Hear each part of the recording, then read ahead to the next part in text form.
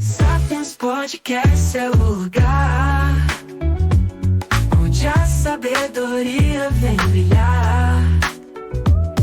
O mundo vamos transformar. Juntos podemos sonhar. Seja muito bem-vindo ao Sapiens Cast, o podcast do Instituto Sapiens em parceria com a Unimídia aqui de Itajaí. Eu sou o Clênio Gonçalves e no episódio de hoje nós vamos ter algo fantástico, tá, gente? Primeiro, um grande amigo, um parceiraço vai estar aqui com a gente hoje. Nós vamos falar sobre liderança, ética e espiritualidade. Então acompanhe conosco esse podcast, você não vai se arrepender. Começando então, seja muito bem-vindo. Não vou nem te apresentar para que você se apresente, que fale todas as recomendações, mas quero já adiantar, é um prazer estar contigo, tá? Te admiro pra caramba. Clênio, eu que agradeço pela oportunidade, sabe a importância que tu tem, né? Também na minha vida, então eu estou aqui me sentindo muito privilegiado. Né? Muito bem, como é que tu chama? Eu vi que tem, assim, ele tá escondendinho aqui, tá? Mas tem uma aliança no dedo, então assim, já faz um merchan positivo, já quero aproveitar também. Suiane, eu te amo, tá? Quero ganhar uns pontinhos em casa também.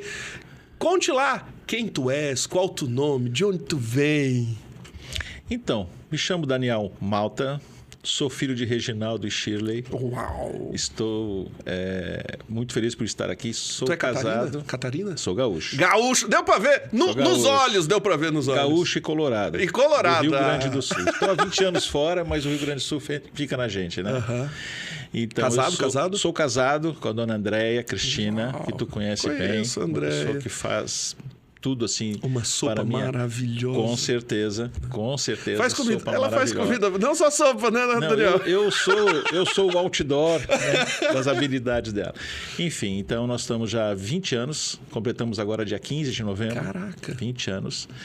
E sou pai de 4 filhos, da Giana, do Júnior, da Maitê e do Felipe. E estou hoje executivo de uma empresa lá de Joinville, com 33 anos de história já no estado, começou em Joinville, que é a We4U, antigo We4U. Que bonito. Antigo Grupo Meta, quer dizer, um nome moderno, né? É um nome bem evoluído, vamos dizer assim, e do tamanho da empresa, né? Então, O que a empresa faz, Malta? Então, nós somos uma empresa de contabilidade, gestão empresarial. E nós oferecemos produtos que são base para qualquer empresa, né? Financeiro, consultoria. A gente faz toda a parte de gestão empresarial, como eu falei, como um todo, né? Inclusive parte jurídica, somos especialistas em todas as áreas, todos os nichos do mercado. Cara, que legal. Você que nos acompanha em casa, tá? Estamos no início de 2025, talvez a tua empresa precise disso. Aqui, na descrição do nosso vídeo, tem todas as redes sociais que você pode acompanhar, tanto do Malta quanto da We4U. We4U, nos patrocine. Malta, vamos lá então. Nós vamos falar hoje de ética, espiritualidade e liderança. Eu sei, por informações privilegiadas, eu sei que hoje tu trabalha na We4U, mas nem sempre foi assim, né? Eu sei que tu trabalhou uma longa vida no que hoje é a Maersk, correto? Então conta aí um pouquinho como é que começou a tua vida. Tu começou no Rio Grande do Sul, começou fazendo o quê? Começou já grande, pequeno? Como é que foi isso? Eu comecei com 14 anos a trabalhar. Naquela época podia, não tinha grandes problemas. Saudade desse tempo. Saudades. Na verdade, o início do meu trabalho, na época, não foi nem por uma necessidade econômica, né? E sim por não ter que pedir para o meu pai no final de semana aquele dinheiro para ir para o cinema. Então eu assisti o matiné e eu resolvi trabalhar. Com 14 anos eu comecei a trabalhar na companhia telefônica, que depois mais tarde veio a ser a Brasil Telecom, entregando fonograma mesmo de bicicleta, de casa em casa. Começou pequenininho. Nos trabalhos básicos, assim. Sim, abaixo... Enfim, é como se fosse um office boy, né? A entrega de telegrama, só que era fonograma e de bicicleta mesmo, numa cidade de 220 mil habitantes, então a gente andava pra caramba, né? Então eu estudava pela manhã, até o meio-dia, e trabalhava da 1 até as 10 da noite. Caraca, então já tinha, com 14 anos, um trabalho que não era pequeno, né? Exatamente. E mais tarde, através de uma prima da minha mãe, ela me indicou para trabalhar numa empresa que, quando ela falou, Expresso Mercantil, Aí eu pensei, pô, é uma transportadora. O que eu vou fazer? Não, era um agente marítimo. Aham. Eu logo pensei em trem, tá? Então, Expresso Mercantil. Expresso, aham. Era uma agência marítima. E aí eu fui ser office boy. Comecei exatamente um trabalho bem simples. Então, Tu não começou a tua vida, porque hoje assim eu conheço o Malta. O Malta é um cara grande e não estou falando em proporções geográficas, tá?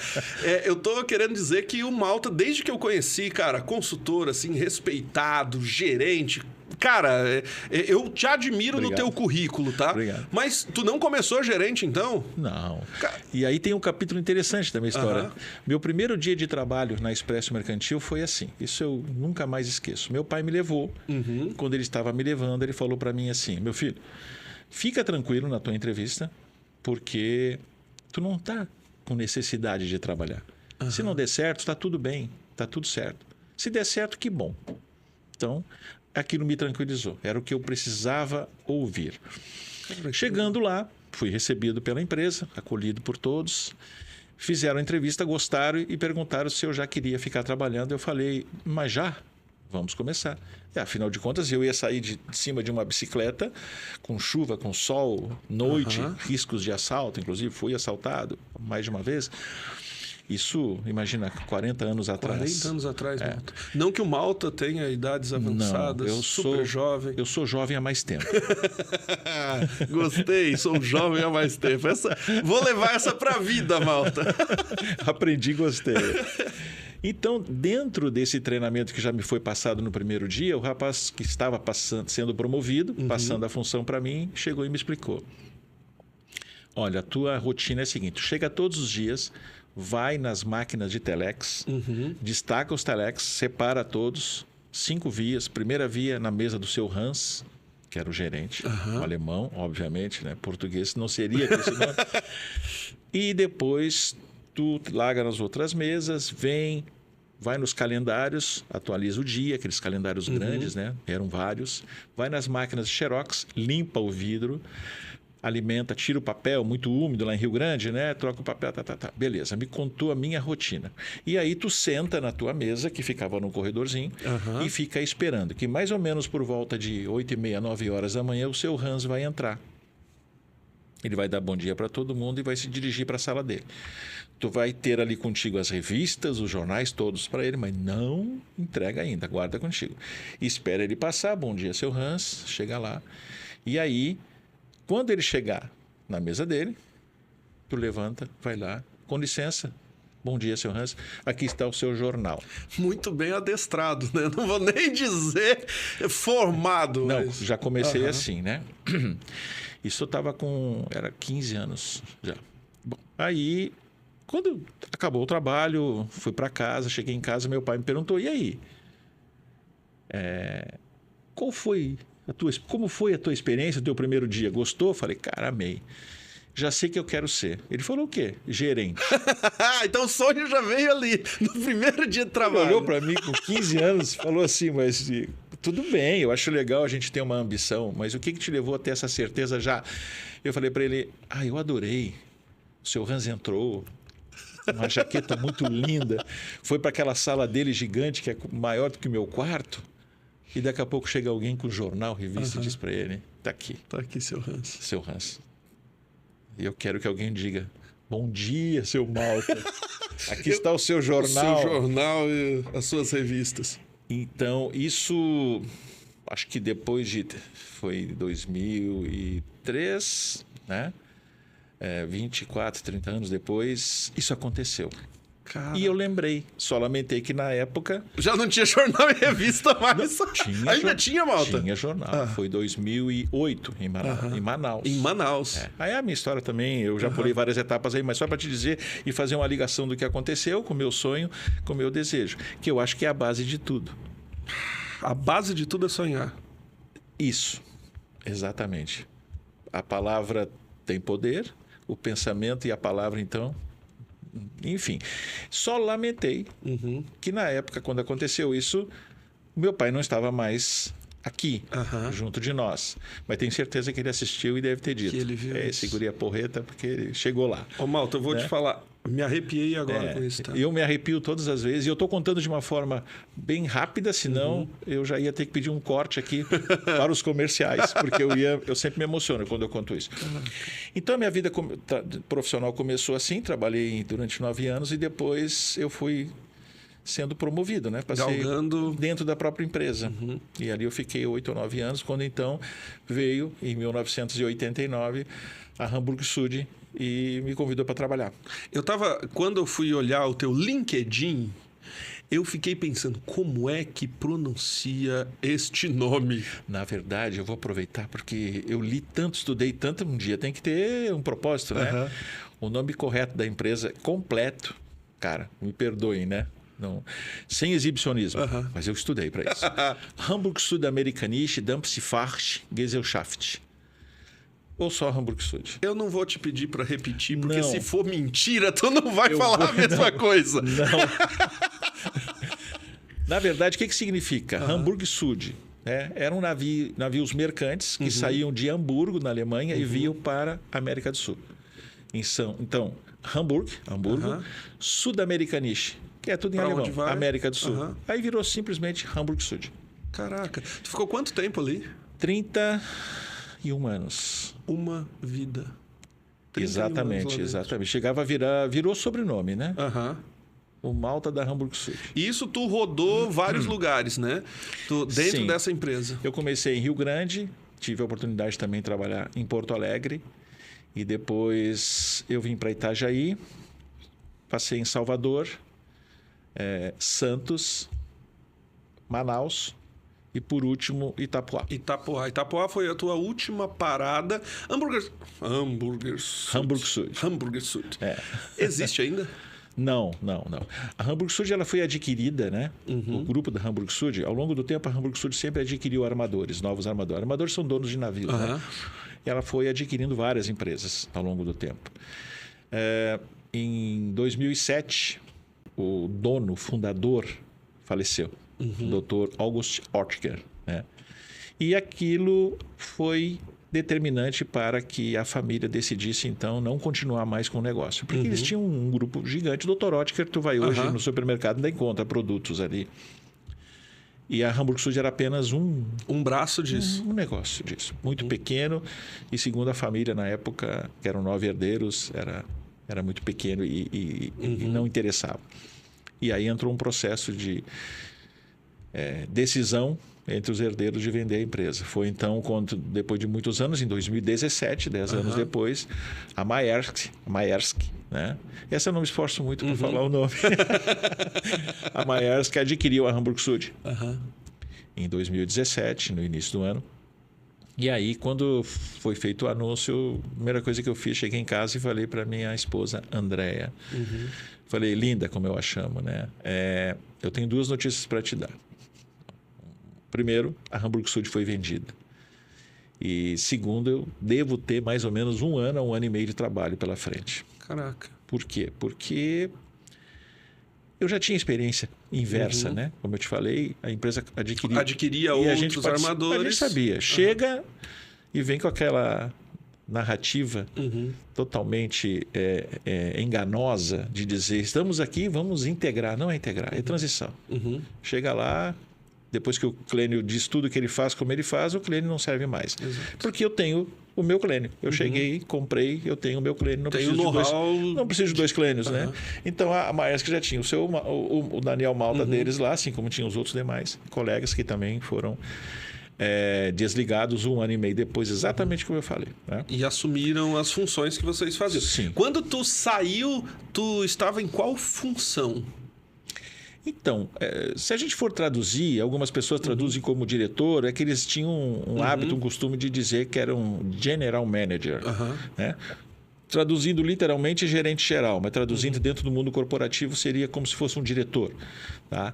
A empresa tinha uma diretoria executiva que ficava em São Paulo e depois tinha os diretores regionais. Né? Então seria um diretor regional? Sim, dentro dessa leitura, sim. Dentro, claro, não oficial, né, mas prático, dentro do organograma geral, na região tu era o cara mais alto da região? eu dividia, eu compartilhava junto com um colega, Marcelo Reis, um amigão. Alô, Marcelo Reis. E nós dividíamos, compartilhávamos. Por quê? Porque a Hamburg Süd tinha uma política chamada Four Eyes Principle, ou seja, princípio dos 4 olhos. Isso é bem interessante em nível de liderança e de corporativismo, né? Ou seja, nenhuma empresa, nenhuma filial, nenhuma regional era dirigida por apenas 2 olhos, por apenas uma pessoa. Era sempre 4 Ainda olhos. que fossem os alemães, os diretores executivos, eles nunca poderiam ser autônomos em todas as decisões. Ou seja, eu tinha a minha alçada, o Marcelo tinha a dele. E tu conheceu o Marcelo? Conheci o Marcelo. Conheci o Marcelo. Eu tinha a minha alçada. Marcelo, te esperamos aqui também no Sapienscast. Eu iria sugerir. É um grande cara, é um grande amigo, um ser humano e além de bom, extraordinário, excelente profissional. Então o Marcelo tinha as alçadas dele, assim como eu tinha a minha, e nós juntos tínhamos as nossas. E, acima disso, a diretoria executiva em São Paulo, né? Que era regional, que é a Brasil, Argentina e Uruguai. Caraca. E isso era feito nessa política de 4 olhos muito interessante porque reduz quase a zero a possibilidade de algo, digamos assim, non-compliance, né? Ou seja, fora daquilo que a gente considera como ético, que é uma dos conceitos que hoje a gente está batendo papo. Então, a liderança era executada de uma forma muito ética, porque a empresa era extremamente rígida. Até porque é alemão, né? Extremamente rígido nos processos. Com todo o respeito que eu tenho amigos, eu tenho, enfim, amigaços, né, alemães, mas tem uma brincadeira que diz que todo alemão, né, ele, quando nasce, já nasce com uma cartilha embaixo do travesseiro, né?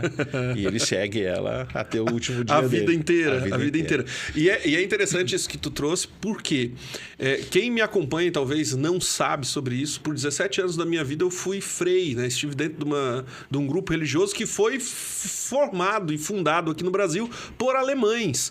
Então toda a minha formação também vem com resquícios alemão e eu sei o quão importante isso é. Para ter uma ideia, no seminário nós tínhamos aulas de etiqueta e nas aulas de etiqueta nós tínhamos que aprender sempre, às vezes, nunca. Se você me acompanha no podcast, tu vai ver que eu não aprendi quase nada do que eles me ensinaram. Porque isso era sempre muito forte, né? Muito forte porque todas as regras disciplinares eram para ser cumpridas pontualmente. E eu tenho percebido hoje que há uma onda, principalmente ligada ao politicamente correto, politicamente incorreto. Eu, particularmente, odeio esse tipo de fala, porque às vezes nós trocamos uma palavra, mas mantemos o comportamento. Correto. E aí, hoje eu tenho percebido que algumas ações estão sendo maquiadas, mas continuam sendo feitas. E aquilo que era extremamente importante no passado, uma visão disciplinar, alguns cuidados de organização, a gente vai se perdendo. Eu acho que no mundo corporativo isso é indispensável. Vou te dar um exemplo. No primeiro dia do teu trabalho, lá quando tu foi entregar as revistas para o gerente, seu Hans, você teve uma integração muito clara. Hoje a gente às vezes chega dentro da empresa, nem existe integração. Tem muitas consultorias que eu tenho feito que eu pergunto para o colaborador, qual a tua função aqui? Aí a resposta é fazer, não sei, não tem clareza disso, né? Então a gente vai perdendo, inclusive, no mundo corporativo, a clareza de muita coisa, né? Então talvez você que nos acompanhe, tenha a sua empresa, como é que anda exatamente os processos corporativos dentro do teu negócio? Às vezes, um dos grandes erros que pode estar acontecendo é a falta deste compromisso e dessa clareza nos negócios. Não é verdade, Malta? Como é que tu sente isso? Então, eu sinto hoje que, assim, depois de ter saído da Hamburg Süd, eu passei por algumas empresas, porque eu pensei, né? O que eu vou fazer? Exato, até porque tá muito tempo lá em cima. E é um saco isso, não sei se tu compartilha, porque tu entrega às vezes um currículo desse, o cara olha e diz assim, pô, eu não consigo nem contratar um cara desse aqui. E aí tu tem um currículo tão foda que ninguém vai te contratar, não porque tu não é bom, porque tu é bom demais. Na verdade, tu é julgado, né? Já rotulado por informações que estão no teu currículo, e é justamente isso. As pessoas sempre diziam assim, eu adoraria te contratar, mas não tenho dinheiro. E aí eu costumo dizer o seguinte, meu amigo, os desempregados são os mais baratos. Os empregados são os mais caros. Né? E muitas vezes eu não estava em busca de remuneração. Porque eu sabia o ponto que eu cheguei, depois de 30 e poucos anos, na mesma empresa, trabalho de liderança, a gente chega num valor, por consequência natural, em que fica difícil depois tu sair de uma empresa e conseguir E manter o parecido. mesmo nível, né? Não, de forma alguma. Mas, enfim... E aí começa o que tu acabou de falar, né? Como é que eu vejo isso hoje nas empresas? Eu acho que a gente comete um grande erro quando a gente inverte isso que eu vou falar. Seja lento para contratar e rápido para demitir. E o que a gente vê, na grande maioria, é exatamente o contrário. As pessoas ficam segurando um funcionário, ficam protelando a decisão, adiando, ou por falta de coragem, ou por falta de habilidade, ou por se sentirem reféns. E aí vem um outro erro. Uma empresa nunca pode ficar refém de um funcionário, muito menos vice-versa. E aí, o que acontece? Contrata rapidamente, aí pula etapas. Não avalia. Numa entrevista, imagina, a gente pode ficar horas e horas conversando aqui. Se a gente está se conhecendo nesse momento, eu vou precisar muitas mais informações, do que isso, entendeu? Porque hoje em dia as pessoas se preparam para uma entrevista, vai responder o que tu quer. Às vezes já chegam prontinhas, né? Prontos para isso. Resposta. Qual o teu maior defeito? Ser perfeccionista. Exatamente. Isso cansa, né? Então, eu acho que hoje em dia, muita coisa que acontece nas empresas, né, é por falta justamente de processo. Quando tu tem um processo definido, e isso eu acho muito legal, que veio essa herança germânica, né, corporativa, muitas coisas quando no dia 1, Deus não está mais na Hamburg Sud, muitas coisas eu rasguei. Como, por exemplo, a formalidade, ou muitas formalidades, à medida do possível. Né? Eu estou sempre lutando contra a minha formalidade. Porque a gente sempre foi formado nisso também, né? Tu fica dentro de um quadrado, necessário para aquele momento, né? As vestes mesmo. Exato. Né? Trabalhar... Eu hoje faço questão de andar sempre assim, porque é assim que eu me sinto bem. Mas teve uma época que eu era obrigado a usar gravata, camisa para dentro da calça. Eu era um cara infeliz naquele momento. Eu e outros tantos, né? Exato. Então isso... Mas existem coisas e práticas que eu resolvi seguir. E essa questão, que é um dos pontos que a gente volta a falar, na ética, né? Eu acho que é bem interessante. Tanto é que, se tu me permite, né? Quando eu escrevia, porque eu comecei a pensar o que a gente vai falar aqui, como é que a gente vai falar, eu sempre trazia a ética antes da liderança.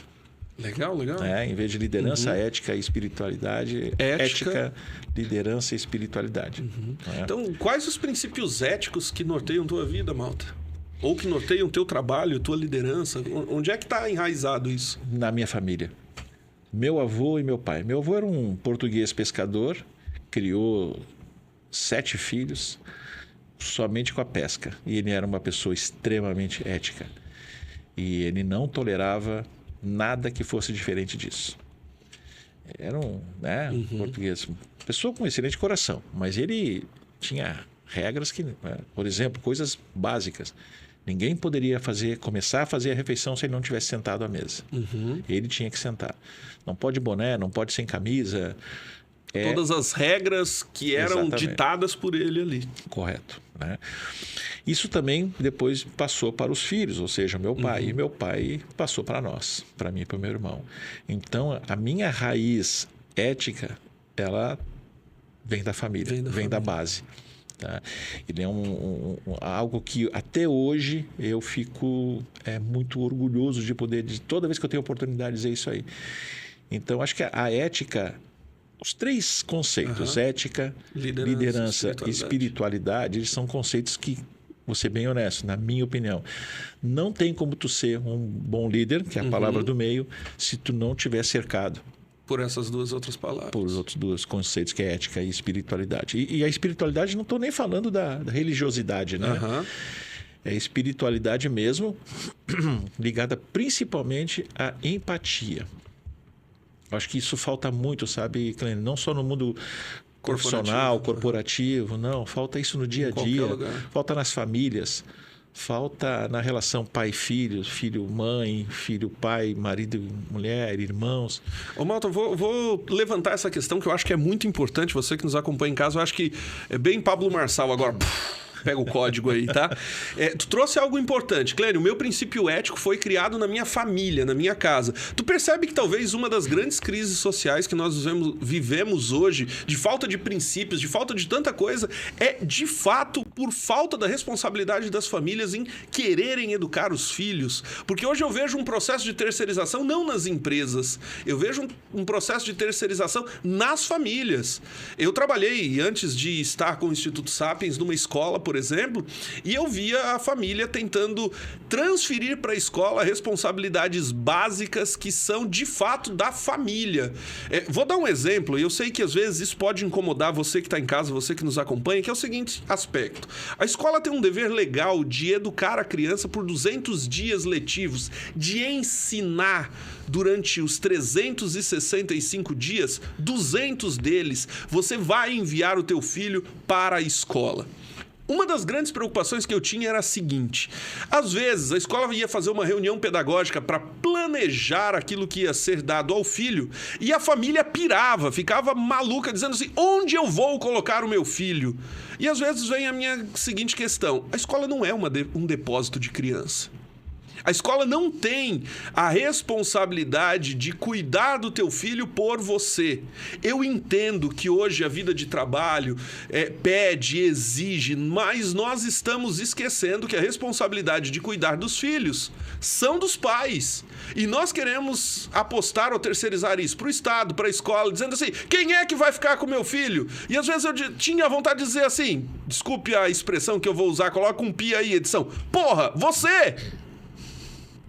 Porque, de fato, se você não quer ter essa responsabilidade, não tenha filhos. Claro. Só que, caramba, a gente quer terceirizar isso e, às vezes, hoje eu olho no mercado de trabalho um negócio tão maluco e aí, onde é que está o germe que gerou isso? Eu acredito que dentro das famílias, dentro das casas, a gente não tem mais tempo para almoçar junto, para conversar, para contar histórias do passado, para falar dos avós. Nós terceirizamos a responsabilidade. Dias atrás eu recebi uma mãe lá no instituto que disse assim: eu tô muito chateada com a minha mãe porque ela não quis ficar com meu filho. E aí eu olhei e falei: mas o filho é teu.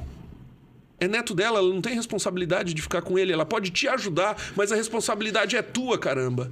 E às vezes a gente vai perdendo isso. Então, queria entender de ti se tu enxerga que talvez a crise que nós estamos vivendo socialmente hoje vem exatamente dessa falta de posicionamento familiar, falta de embasamento e, acima de tudo, falta de responsabilidade moral das famílias. Clênio, eu diria assim, como eu falei no início, são 4 filhos, né? E 3 eu já até me perco tanto, né? São 4 netos também. Tá? Já é vovô. Já sou Não tem vovô. nem carinha de vovô, tá? Tão novinho. Tô com 5.8, tô com cara de 5.7, né? Cara, eu diria que tu nem chegava aos 50, tá? 18 de dezembro, daqui a um mês praticamente, eu farei 5.9. Caraca, então esse programa já vai ser passado quando tu tiver 5.9. Ah, então vamos lá. Eu tenho 5.9. Boa. Então, com base nisso, eu tenho filhos em todas as gerações. 34 anos, 29, 22... Não, tem antes o Felipe com 26 e 22. Tá? Então, o que eu quero dizer com isso aí? Que a gente percebe que ao longo do tempo, isso tudo que tu falou foi se perdendo. No sentido de família, de responsabilidade, de legado familiar.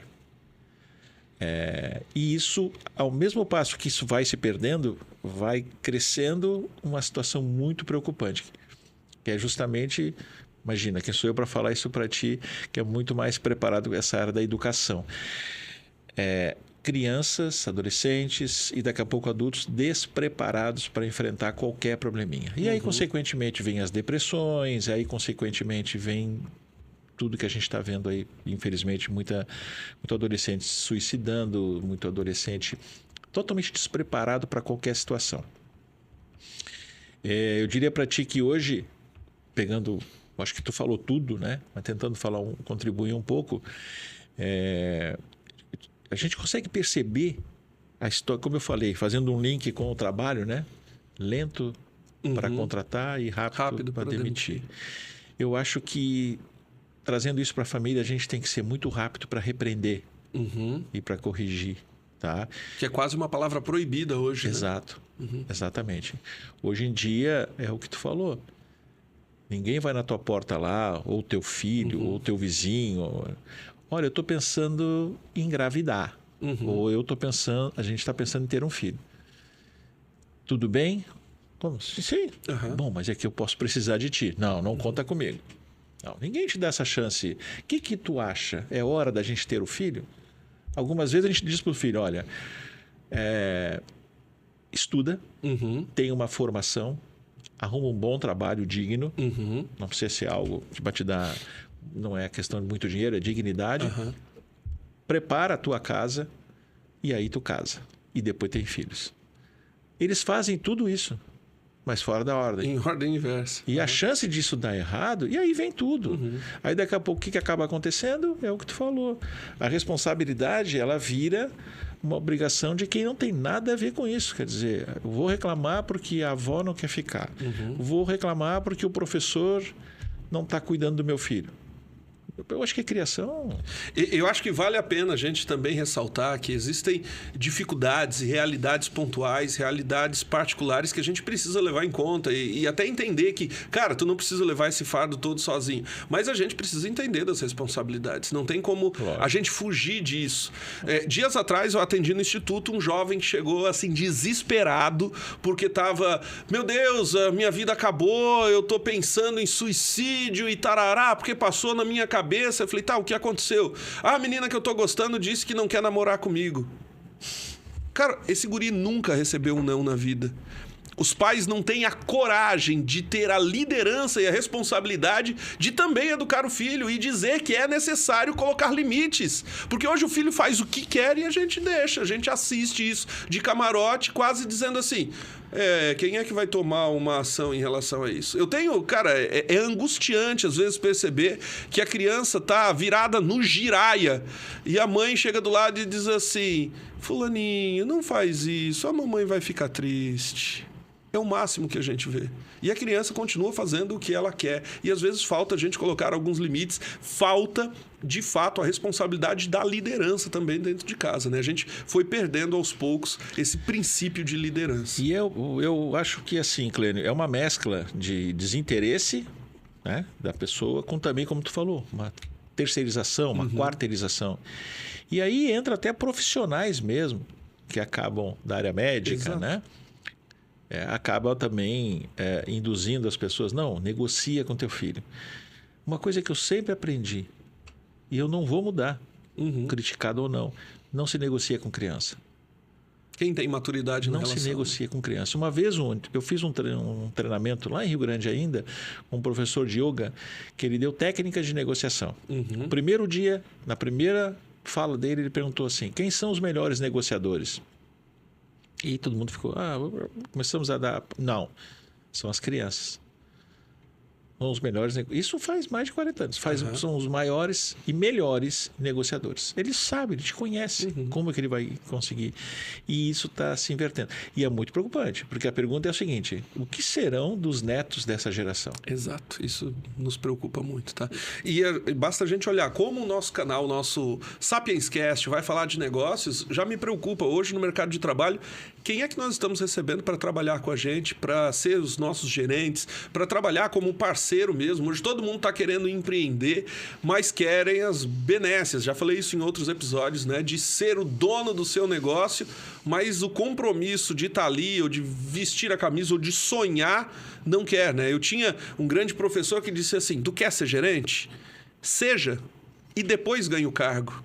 Então, Fantástico. Faça aquilo que você deve fazer e depois isso virá como reconhecimento. Ô, Clênio, e se não vier? Beleza, procure um outro espaço que te reconheçam. Mas, assim, se você só se tornar gerente depois que ganhar o cargo, esqueça, tu nunca vai subir na vida. E é interessante, Clênio, se tu me permite trazer uma história bem rapidinha. Claro. Bem com relação a isso que tu acabou de falar. Taca-lhe o pau, né, velho? Aconteceu em Manaus comigo, eu estava na minha sala tentando trabalhar e chega alguém, bate na porta, pá.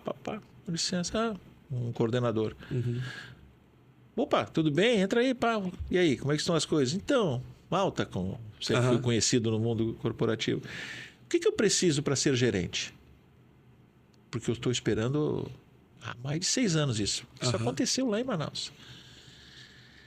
E eu respondi assim, ó, o que tu precisa?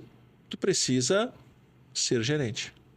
Aí o cara na hora achou que eu estava ironizando, que eu estava enfim, debochando dele. Eu falei, não, eu explico. Aí exatamente o que tu falou. Exatamente o que tu falou.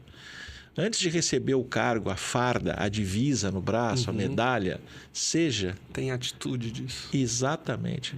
Ninguém vai... Porque assim, é outra frase também que eu gosto de falar, né?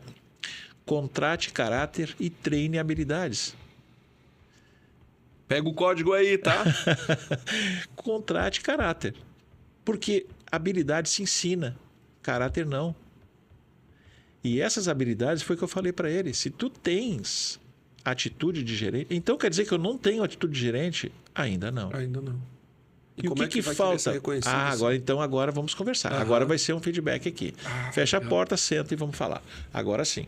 Entendeu? E não, o que eu preciso para ser gerente é ser gerente. Agora, o que é ser um gerente? Pronto. Caraca. Vamos dar ali a listinha e dizer, pegar o manual e dizer, você faz isso? Não.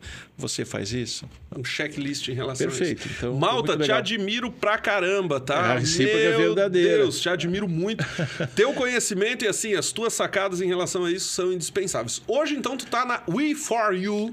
We4U. Aqui em Itajaí ou tá em Joinville. O que tu faz atualmente no teu negócio? O que tu é? Porque eu sei o que tu foi. Eu quero saber hoje o que tu tá fazendo, o que tu é. O meu contato com a We4U, que chamava-se Grupo Meta até 3 anos atrás, empresa Grupo Meta, Meta Contabilidade, Meta Serviços Financeiros, Meta Folha de Pagamento, Meta Corretora né, de seguros, que tu conhece bem. Eu conheço bem. E a história também eu acho que é muito bacana. A história é bacana, vale a pena contar essa história. Ó, eu vou dar um furo de reportagem aqui. O Malta vai contar uma historinha agora, porque... Essa é boa, tá? Eu conheço o Malta a longa data. Vou contar uma história anterior a essa que é importante, tá? Se hoje nós estamos no Sapiens Cast, é porque o Malta foi um dos grandes responsáveis do Instituto Sapiens acontecer. Pelo quê? Eu fiquei 17 anos na vida religiosa e quando eu saí da vida religiosa, o senhor Daniel Malta e a excelentíssima Andréia me convidaram para fazer algo que para mim sempre foi muito importante e hoje é um serviço no Instituto, que é o estudo bíblico. Então, eu trabalhava na época no Top House, em Navegantes, e depois fui trabalhar no Colégio Dimensão. E, no meio disso, o Daniel e a sua excelentíssima me chamaram pedindo, gostaríamos de estudar a Bíblia. E vocês foram, de fato, os meus primeiros alunos. Nós tínhamos, na época, 2 turmas, uma contigo, a outra com a Simone e o Deco, que já esteve aqui no programa também, depois com a Yasmin Castilho, o Lucas, a Gabi e o Lucas. E vocês, então, foram praticamente os pioneiros do que hoje o Instituto se tornou.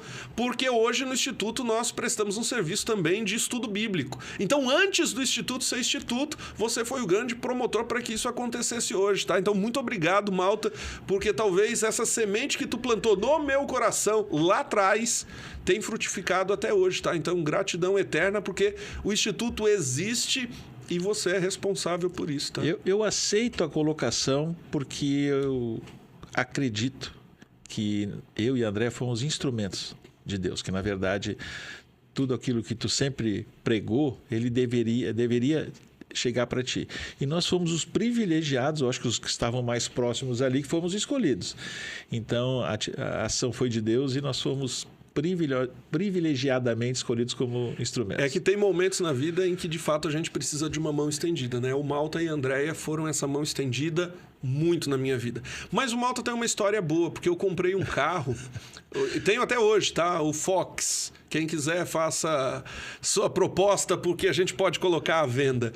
Mas quando eu decidi fazer o seguro, Malta, conta aí, já era We4U na época, acredito. É, exatamente, foi assim, foi interessante porque né, quando eu comecei a trabalhar com o Grupo Meta, depois mudou para We4U, O primeiro desafio, que o convite veio do dono, e eu falei, cara, mas não faz sentido. Por quê? Porque eu tinha sido cliente, vou ter que dar um passo atrás, só para contextualizar. Eu fui cliente durante muitos anos da Meta. Eu contratei o serviço da Meta quando estava na Hamburg Süd, lá em Itapuá. E fiz amizades ali dentro, com sócios, com os diretores, com o CEO. Que depois, quando eu saí, eu indiquei também a empresa para outros lugares, deu certo. Até que um dia o dono lá e os diretores me chamaram, vamos tomar um café aqui, o que você está fazendo? E na época eu era office boy da minha esposa.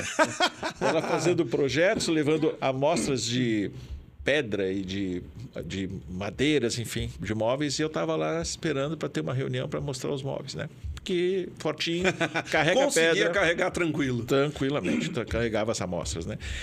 Aí ele me chamou para conversar e eu falei, cara, não faz sentido, porque a minha formação sempre foi o quê? Eu sempre fui da área administrativa, financeira, RH, sempre fui. E ele estava pedindo para eu ser um comercial, desenvolver o Grupo Meta aqui na região do Vale do Itajaí. Sem fronteiras, para onde fosse. E aí eu só aceitei porque eu acho que a gente precisa sempre se desafiar. E eu resolvi me desafiar. Né? Bom, eu estava com 55 anos na época, né?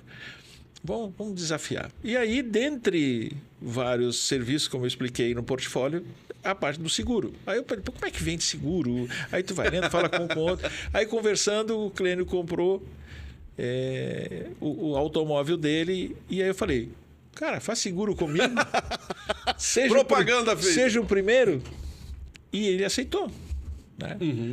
E aí foi muito interessante porque eu peguei o telefone, liguei lá para o rapaz, para o gerente do seguro, falei, tem uma boa notícia e uma ótima para te dar. Primeiro, fechamos o primeiro seguro aqui de automóvel. E a ótima? A ótima é que tu vais acreditar que nós vamos ser abençoados porque foi para um frei. Um padre, um frei. Cara, sério. Cara, vai ser abençoado o nosso trabalho, não tenho dúvida disso. O tempo passou. O Clênio teve a história dele, que Toda ele já deve ter passado aqui. Aí um belo dia o Clênio, né, eu não sei como é que eu posso dizer isso. Eu saí da vida religiosa. Isso, ficou no mundo dos... Como é que se chama quando nós os leigos. Os leigos. Claro, de leigo ele não tem nada. E aí ele já estava namorando a Suiane. Exato. Aí ele me procurou e falou assim, Malta, o meu sogro, pai da Suiane, está querendo fazer um seguro para o automóvel dele.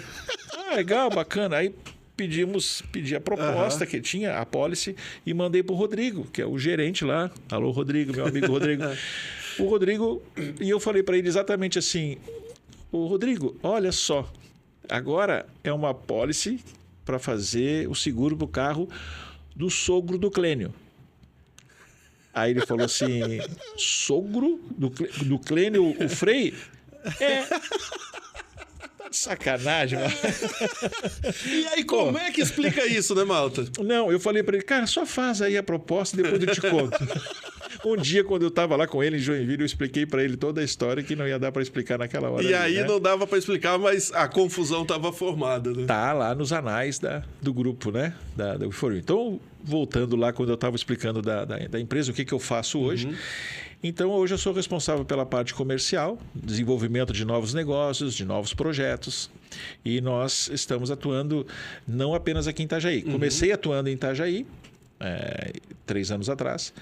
E aí, sei lá, a gente começou a fazer algumas coisas bacanas aqui, que alguém olhou, gostou, falou, vem cá, não quer fazer também, replicar aqui para Joinville? Aí eu virei um gestor corporativo dessas áreas que eu te expliquei. E hoje eu estou à frente de uma área muito importante, que eu tenho muito orgulho, de uma empresa, que eu tenho amigos, que já fui cliente. E hoje a WeForYou, em 2023, foi eleita a maior, está lá no Google, a maior e mais completa contabilidade de Joinville, da região de Joinville. Caraca. E lá tem mais ou menos em torno de 495 empresas, né? E há quem diga que nós estamos entre as 5 do estado. Então é uma empresa muito bacana de se trabalhar, porque eu não ficaria 3 anos numa empresa somente pelo nome e somente pelas amizades. Eu acredito muito nisso que a gente fala. E eu tenho certeza, estou convicto que ali a gente trabalha com a ética, e com a espiritualidade junto das lideranças. Cara, é muito que bacana. legal. É muito bacana. Malta, nós vamos entrar agora no momento que eu amo no nosso programa e eu quero falar então para você que está em casa, você que nos acompanha. Nesse momento é o nosso quadro Deserto Florido. Se você ainda não sabe o que é o quadro, vou explicar para você. Nós abrimos no quadro Deserto Florido uma possibilidade para aqueles que estão aqui hoje participando com a gente, fale um pouquinho a respeito de um momento de deserto, um momento difícil e como isso floresceu. Por que isso? Porque no Instituto Sapiens nós temos a rosa do deserto, que é o símbolo do nosso instituto. Como sendo o símbolo do nosso instituto, a rosa do deserto é aquela que não sobrevive no deserto, ela vive e tem a capacidade de, se tiver um grãozinho de areia, ela consegue florescer e transformar o ambiente em que ela está. Então, chama a vinheta agora! Deserto Florido, vem aí! No Sapiens Podcast vamos conversar, conhecimento pra compartilhar, experiências temos pra lembrar, princípios pra te guiar. Estamos lá então hoje com o Daniel Malta nesse quadro Deserto Florido. Malta, então me conta aí qual história tu tem de deserto e qual história você tem de fato de florescimento.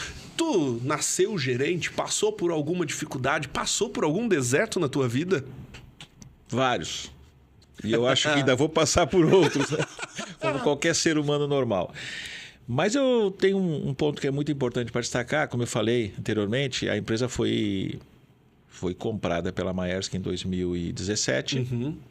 E aí passamos pelo processo de transição. E até que então chegou tão, não vou dizer esperado, mas famigerado dia. Que é o dia 1, onde eu não estava mais na empresa, que foi 1º de agosto de 2018. Caraca. Demissão.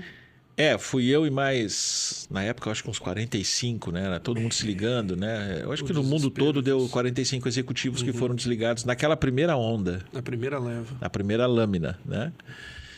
E isso depois iria repetir-se ao longo dos anos, que acabou então, inclusive, como tu me perguntou, a Hamburg Süd não existe mais. A marca Hamburg Süd ela foi suprimida, tá?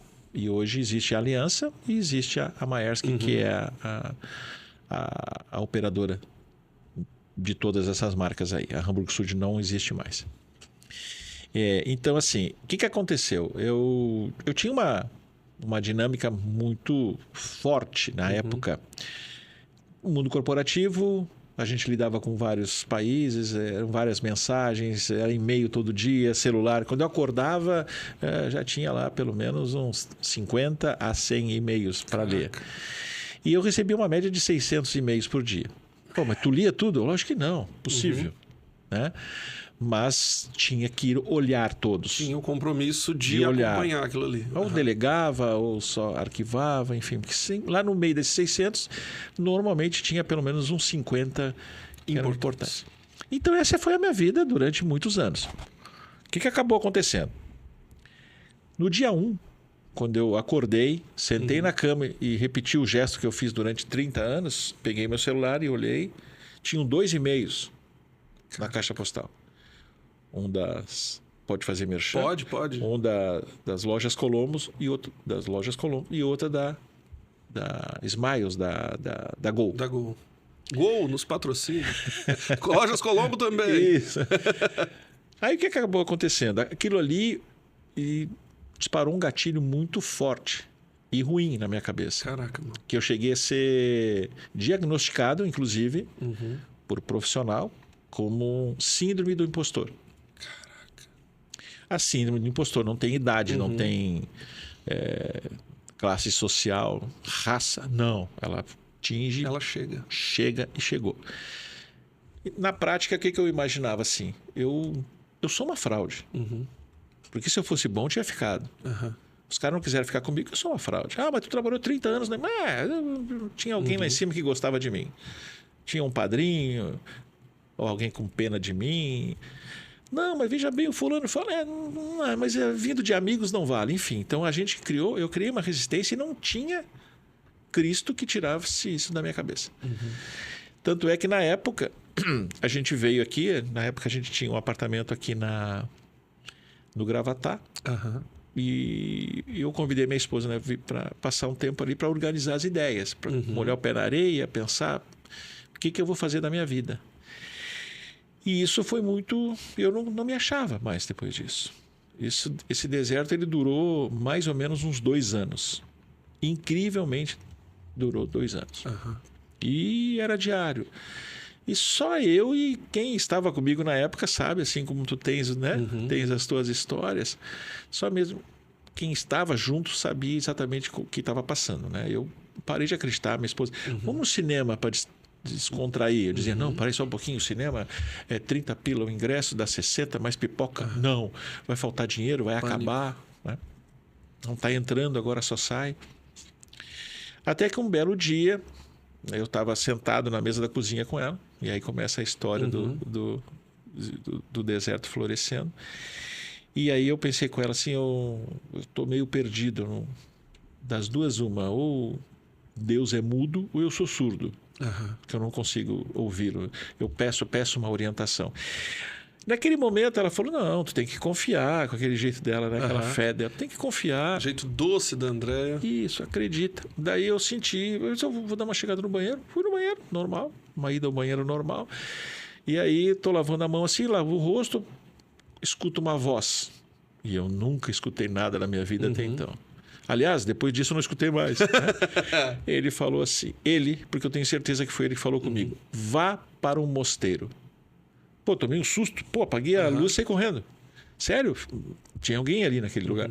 Cheguei lá, ela, o que foi? Tá branco? Eu disse para ela assim, eu escutei algo dizendo para mim, vá para o mosteiro. Mas o que significa isso? Aí comecei a pesquisar. Aí encontrei um mosteiro aqui mais próximo, mas não olhava, não me tocava. Olhei um em Curitiba, não me tocava. Daqui a pouco me tocou. Um mosteiro chamado Abadia da Ressurreição, que fica na cidade de Ponta Grossa, na região rural de Ponta Grossa. Entrei lá, vi umas fotos, meia dúzia de fotos, vi como é que funcionava. E eu lembro que na época eu comentei contigo. E tu falou, eu conheço. E tu foi uma das pessoas que reforçou, né? Olha como a gente é usado, né? Para ir. E eu estava inseguro. Tanto que eu falei assim, tá bom. Liguei para lá, falei com Dom João Paulo, um grande amigo, que é um dos monges que é responsável pela hospedaria lá. E ele me explicou como funcionava. Ele falou, deixou bem claro, isso aqui não é um hotel. Delícia, os monges são ótimos. Não é hotel, né? Eu quero ver fotos, mas claro, na minha cabeça de executivo, sabe? Não, hotel, tem não sei o quê. Aí, combinei. Vem na terça e fica até domingo. Enfim, fiquei lá uma semana e foi muito interessante que eu falei para a Andréia, e aí, vamos? E ela olhou, vamos quem, cara pálida? A missão é tua. Mas como é que eu vou sozinho? Pô? Não, mas que graça vai ter se eu for contigo? E aí eu lembrei de umas palavras que tu falou assim, ó. Então, coisas que a gente passa na vida das pessoas e não sabe, né? Disse assim, a única forma de tu falar com Deus é no silêncio e no isolamento. Jesus fazia isso, né? Jesus se isolava para... Aí eu disse, caramba, será que essa missão é para mim? Resultado, e para a gente resumir. Botei a mochila nas costas, peguei um busão de Itajaí até Ponta Grossa. Cheguei lá, fiquei lá, fui extremamente bem recebido. Recomendo, é um lugar fantástico, tem uma energia fantástica, fica num bosque. E o meu ritmo durante aquela semana é acordar todos os dias às 4h15 da manhã e me recolher, forçosamente, porque apagava as luzes. Acabou tudo. Acabou a luz. E eu, que delícia. Um cara que não sou muito amante do escuro, né? Durante uma semana, acordando às 4h15 e recolhendo às 19 horas. O inverso da minha vida. Sem celular, sem música, sem TV. Sem nada. Apenas oração e leitura. E eu li, nessa semana, um dos livros que eu estava vendo ali, que me lembrei, O Peregrino Russo, que eu recomendo para todo mundo. Um livro fininho, fácil leitura. O Monge Executivo, li novamente. E aí eu fiz realmente uma reflexão sobre o monge executivo e o que estava acontecendo comigo. Porque junto de mim, na hospedaria, estavam 2 também ex-executivos. Um da Renault, né? E outro da Gerdau. Caraca. Eu lembro de meu amigo Márcio, que trabalhou na Renault. E ele estava passando por as mesmas dificuldades. E aí eu fiquei lá uma semana. Resultado, foi a melhor experiência que eu tive na minha vida. Mudou a minha forma de pensar, mudou a minha forma de ver a vida até hoje. E qual é a principal lição que eu tirei de tudo isso? A gente precisa de muito pouco para viver. Muito pouco mesmo. E Deus provê. Então, essa é a experiência que eu resolvi trazer nesse momento aqui para compartilhar. A história é longa, mas aí é para um outro capítulo. Para o outro capítulo da história. Né? E assim, então, nós terminamos esse bloco Deserto Florido. Que legal, tá? A experiência de um ex-executivo na época indo para o mosteiro, passando no mosteiro o seu deserto para se conectar, né? Se conseguir ligar-se de novo consigo e até mesmo com Deus, entendendo que isso era um passo indispensável para de fato fazer com que o deserto florisse. E floriu. Então, esse foi o quadro Deserto Florido. Vamos para o último bloco agora. Pensando numa mensagem final, porque a nossa hora já está adiantada, eu vou apresentar a ata e a gente fecha. Falei que eu falava. Tá? Topzera, tá? Show de bola. Bora pro último bloco, pode ser? E vamos então pro último bloco do Sapiens Cast. Tô aqui com o Daniel Malta. Enquanto, Malta, tu pensa e reflete aí numa mensagem final para aqueles que nos assistiram, gostaria de refazer a nossa ata de hoje, o que nós conversamos hoje. Hoje eu estive com o querido Daniel Malta. Hoje a gente falou assim, o Malta foi gerente, foi um monte de coisa na vida, foi o cara numa multinacional, tá? O cara nos transportes marítimos, mas não começou de cima. Foi muito trabalho, precisou de fato sonhar. Ele contou uma história muito legal do gerente Hans, que no primeiro dia de trabalho, quando ele foi office boy desse gerente, ele sonhou em ser gerente e chegou lá. Então, gente, a base de tudo é sonhar, é ter a coragem que as palavras têm poder. Outras sacadas importantes que nós tivemos nesse bloco também foi o princípio dos 4 olhos. Algo muito importante que, dentro de uma empresa, às vezes não basta ter apenas 2 olhos vendo uma situação, ou seja, sozinho estar lá.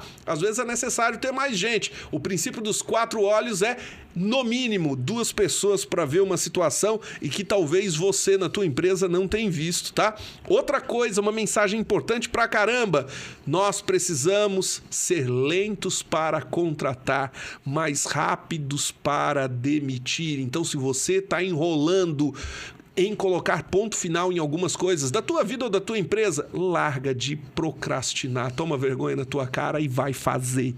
Outra coisa importante que nós tivemos é que quando falamos de ética, quando falamos de espiritualidade, está aí a base da liderança. A liderança só será de fato verdadeira se estiver entre esses 2 pilares da ética e da liderança. E isso, da ética e da espiritualidade.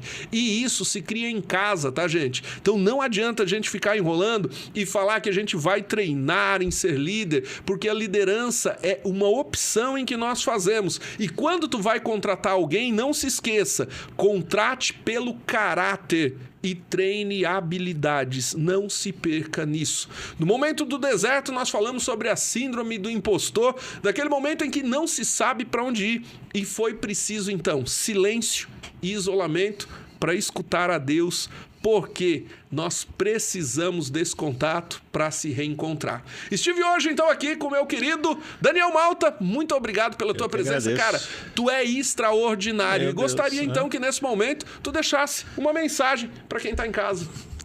Então, pensei enquanto o Clênio falava aqui. E acho que o resumo de tudo, me lembrei agora de um provérbio chinês que diz o seguinte... E aí serve para todos vocês que estão aí à frente de empresas, né? Independente do tamanho, independente da quantidade de funcionários que vocês têm, de colaboradores. Diz o seguinte: se eu mandar, sai escravo. Se eu treinar, sai uma cópia. Então, eu preciso inspirar as pessoas através dos meus exemplos. Então, seja o exemplo. Deixe um legado para as pessoas que te conhecem, que trabalham contigo. E isso, para mim, é a fórmula do sucesso. Liderança sendo seguida por ética e espiritualidade. Seja mais empático com todas as pessoas que te cercam.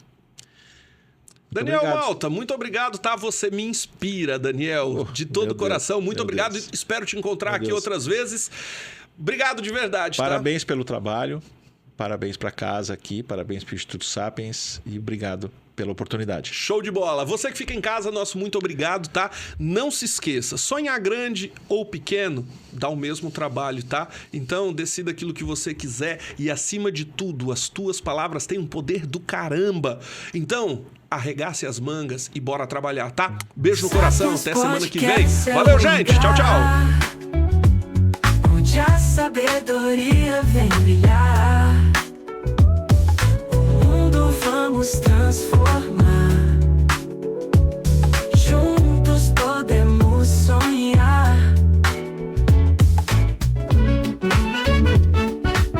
No Sapiens Podcast vamos conversar, conhecimento pra compartilhar, experiências temos pra lembrar, princípios pra te guiar. Valores que vêm do coração, histórias de todos os irmãos, cada voz uma lição na nossa grande conexão. Sapiens Podcast é o lugar onde a sabedoria vem brilhar. O mundo vamos transformar. Juntos podemos sonhar. Das mentes brilhantes histórias vêm, mudam o mundo bem mais além. O saber está nas ondas do ar, sintonize pra escutar. Princípios antigos, futuro a traçar, valores que nos fazem lutar. Cada episódio um novo olhar pra te fazer repensar. Sapiens Podcast é o lugar onde a sabedoria vem brilhar. O mundo vamos transformar.